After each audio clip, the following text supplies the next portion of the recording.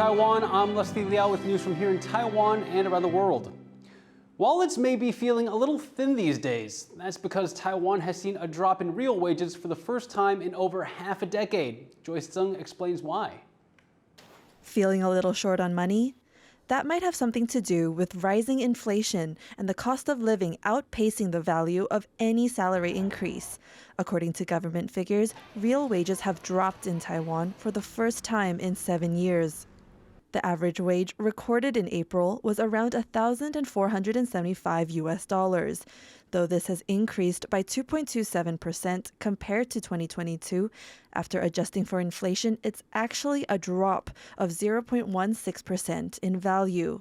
As labor rights activist Roy Nguyen explains, average wages in Taiwan haven't had a chance to catch up with inflation because they're tied to how quickly the minimum wage grows, which isn't very fast at all. What would be needed is for the minimum wage to be increased by a much larger magnitude so as to push up the median and average wage in Taiwan. Global inflation rose to nearly 9% last year, the highest for a quarter of a century. But in Taiwan, prices have for the most part stayed relatively low.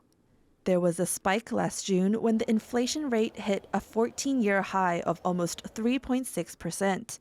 Fast forward to the present and you'll see a drop from 2.35% in April to just above 2% in May. Despite this, financial analyst Wesker Jen predicts people in Taiwan will continue to feel the financial pinch. 因为毕竟商品的价格你只要一涨了，未来要降价的几率几乎是微乎其微。今年年底为止民众大概一样都会感受得非常的这个痛苦。 Some sectors, like the service industry, have bucked the trend. Thanks to a post-pandemic boost in tourism, those working in hotels and passenger transport received a salary bump. But with global inflation still on the rise, most earners in Taiwan will have to keep their spending in check to live within their means. Devin Tsai and Joyce Sun for TaiwanPlus. Summer has arrived, and in Taiwan, people love to cool off with a locally made Taiwan beer. But the country's best-selling brew is now rolling out its first price hike in 20 years.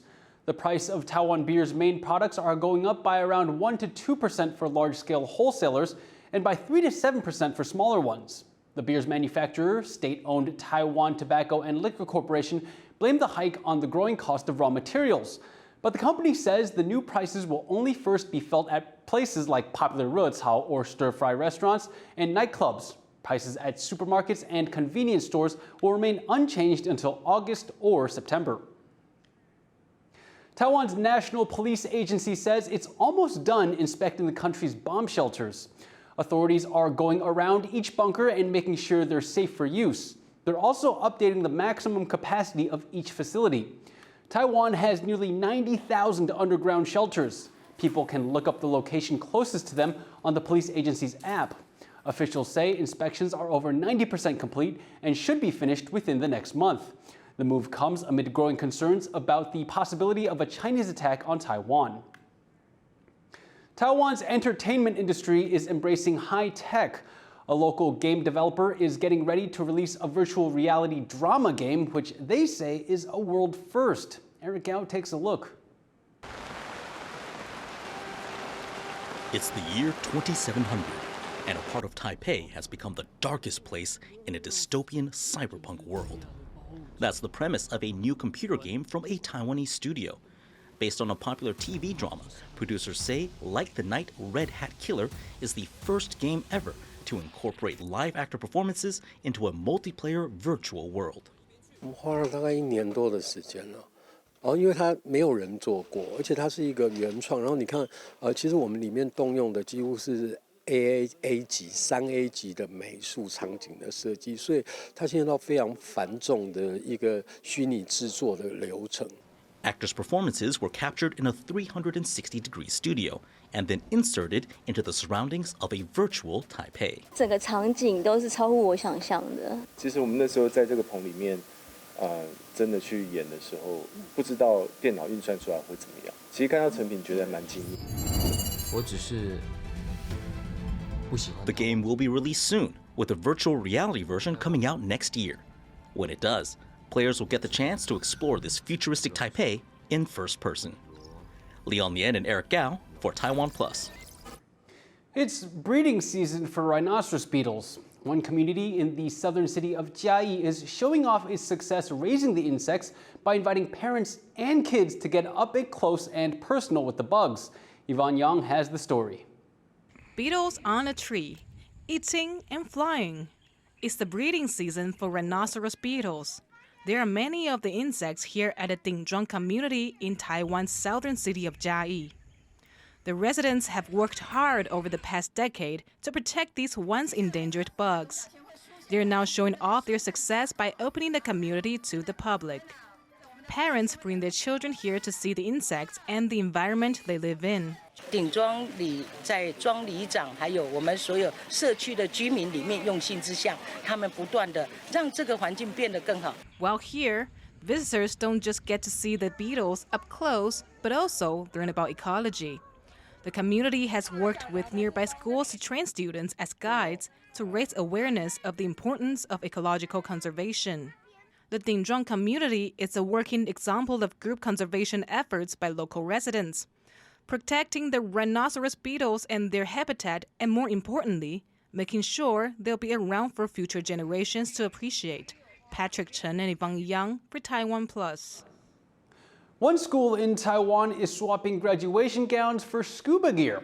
Elementary students on Green Island are going diving to get their diplomas. It's not just for fun, it's a way to teach kids about the ocean. TaiwanPlus sent a team to witness this special event.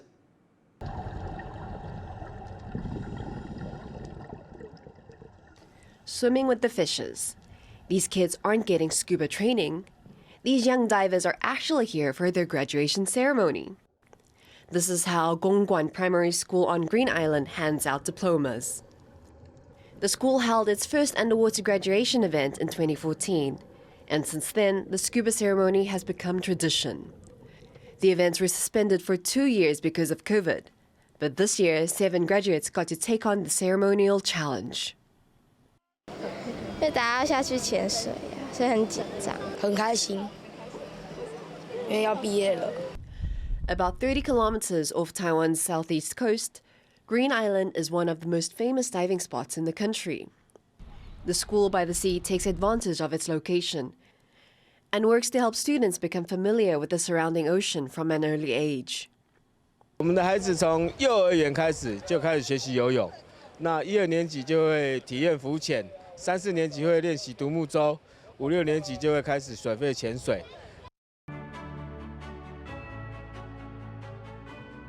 On the big day, each student is led into the water by their trainer, where they're handed their diploma by the school's principal. Dozens of parents and teachers geared up to witness the moment too. As part of the celebration, the graduation group also takes a visit to one of Green Island's famous diving spots, the Seahorse Mailbox.